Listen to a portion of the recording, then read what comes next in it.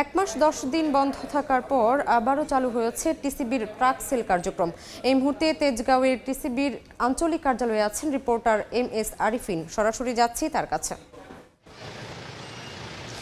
উচ্চমূল্যের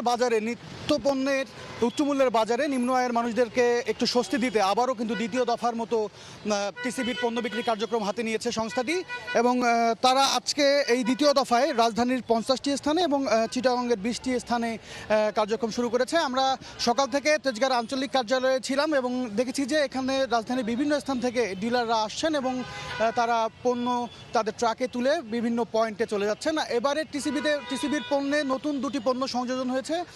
গতবার ছিল হচ্ছে চাল, তেল এবং মসুর ডাল। এবার তার সঙ্গে চালটা বাদ দিয়ে নতুন করে যুক্ত হয়েছে খেজুর, ছোলা এবং চিনি। টিসিবি আমাদেরকে যেটি জানিয়েছেন যে আসন্ন রমজানকে সামনে রেখে তারা নিত্যপণ্যের বাজারে কিছুটা স্বস্তি দিতে তারা ন্যায্য মূল্যে ভর্তুকি মূল্যে পণ্য বিক্রির কার্যক্রমটি নিয়েছে এবং এবার যেটি আমরা জানতে পেরেছি যে প্রতি কেজি ছোলা 60 টাকায়, মসুর ডাল 60 টাকা, প্রতি কেজি চিনি 70 টাকা এবং প্রতি লিটার সয়াবিন তেল 100 টাকায় ক্রেতারা এবার কিনতে পারবেন। আমাদেরকে টিসিবি যেটি জানিয়েছে যে এবারের যে কার্যক্রম, এই কার্যক্রমটি তারা আজকে থেকে চালু করলেন এবং এটি মার্চের 28 তারিখ পর্যন্ত পুরো রমজান জুড়েই তাদের অব্যাহত থাকবে। আরেকটি বিষয় জানিয়ে রাখি যে গতবারের যে তাদের ট্রাক সেল কার্যক্রম ছিল টিসিবির, সেটি কিন্তু গত অক্টোবরে চালু হয়ে গত ডিসেম্বরে প্রায় 2 মাস পর তারা এই কার্যক্রমটি বন্ধ করে দেয় এবং এরপরে সচেতন মহল থেকে এবং বিভিন্ন সংগঠন থেকে নিম্ন আয়ের মানুষদের জন্য যেন এই কার্যক্রমটি আবার পুনরায় চালু করা হয়, তারই প্রেক্ষিতে কিন্তু এবার আবারও টিসিবি এই উদ্যোগটি নিল আসন্ন রমজানকে সামনে রেখে।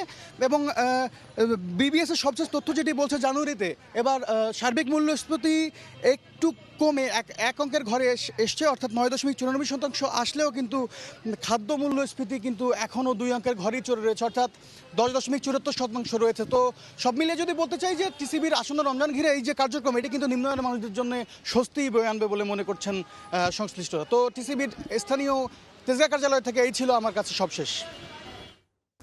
সরাসরি যুক্ত ছিলাম তেজগাঁওয়ে।